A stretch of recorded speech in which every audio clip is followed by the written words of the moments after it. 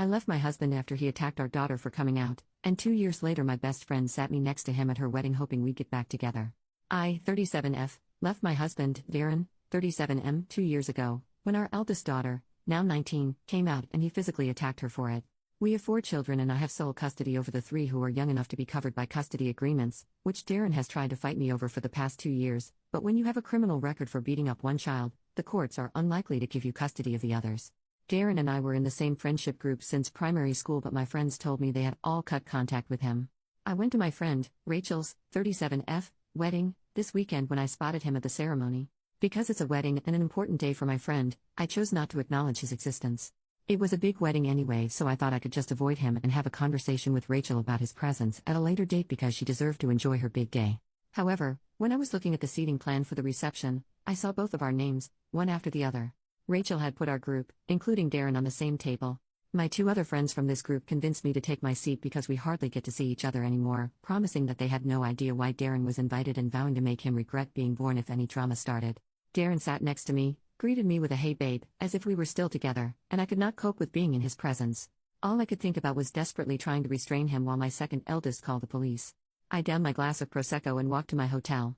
Yesterday, I got a message from Rachel saying that her mom asked her to invite Darren and Rachel said yes because her parents were paying for most of the wedding. Rachel's mom is Darren's godmother.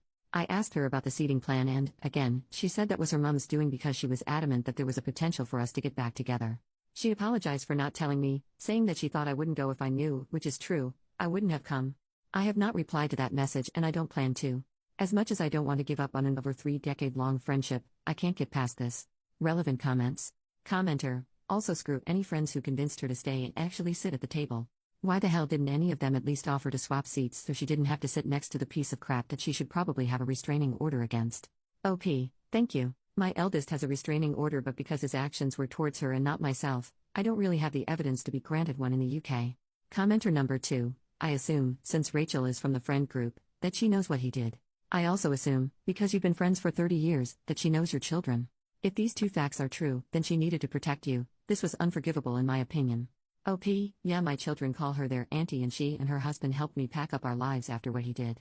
I still can't wrap my head around why she didn't even warn me. OP on her reaction, I was very mindful of the fact that my ex is still trying to drag me through the courts for access to my 3 younger children, and if I reacted how I wanted to, it could be brought up further down the road, otherwise, I wouldn't have been so quiet. Commenter number 3, you're a badass, and I hope to be the type of mom you are. You did the right thing. You respected your friend's wedding. Your friend and her mother disrespected you and your kid. Also, the suggestion you would rekindle something with the asshole who assaulted your kid for coming out makes me seriously concerned about being around these people at all. If your friend was your friend, she would have said no, that isn't gonna happen, he's a piece of crap. End of story. Sorry you had such a crap experience. Sorry your kid's coming out was traumatic, instead of the celebration it should have been. But, you're amazing and I hope you are surrounded by people who see and support how great you are. OP, thank you so much. I can't believe I wasted so much time on this man. I'm just so grateful that my children weren't there. Looking back, I'm thinking that his presence is why they weren't invited. My eldest has a restraining order against him.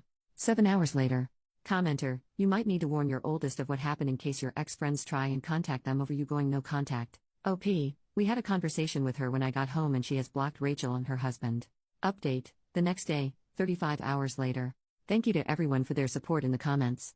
Before I get into the update, I noticed a couple of comments pointing out my mistake with sole custody, and I'm just grateful that I have a solicitor for custody stuff because if I make a mistake doesn't come up with a wiggly red line under it, I will not pick up on it. Anyway, I did not reply to Rachel and just blocked her, but her husband called me yesterday. He apologized but then went on about how hard this is for Rachel and how she feels that the day was tainted for her. I told him that how she sees her day is not my responsibility and I ended up blocking him as well. I talked to one of the members of the friend group and he apologized for convincing me to even sit down at the table. He said he thought more about him wanting to have the group back together than how it would affect me. He then told me about how Darren told Rachel's family members who asked where I was that me seeing him reminded him too much about our son who died 2 years ago and I had to leave. He was referring to my daughter, who is a, very much alive, trans woman. Apparently no one in the group attempted to correct him, so I have just removed myself from our group chats and am going to try to make better friends. Also, thank you to the people who wished my daughter well. She wanted me to say that she really appreciates it and she is starting to thrive, despite the mental scarring and tinnitus her sorry excuse for a father gave her.